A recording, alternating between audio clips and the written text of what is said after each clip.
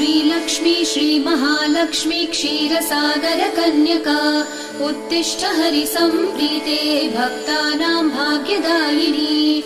श्रीलक्ष्मी श्रीमहालक्ष्मी क्षीरसागरकन्यका उत्तिष्ठ हरिसम्प्रीते भक्तानां भाग्यदायिनी। उत्तिष्ठोत्तिष्ठ श्रीलक्ष्मी विष्णुवक्षस्थलालये उत्तिष्ठ करुणापूर्णे लोकानां शुभदायिनी। उत्तिष्ठोत्तिष्ठ श्रीलक्ष्मी विष्णुवक्षस्थलालये उत्तिष्ठ करुणापूर्णे लोकानां शुभदायिनी। श्रीपद्ममध्यवसिते वरपद्मनेत्रे श्रीपद्महस्तचिरपूजित पद्मपादे श्रीपद्मजातजननी शुभपद्मवक्त्रे श्रीलक्ष्मी भक्तवरदे तव सुप्रभातम्।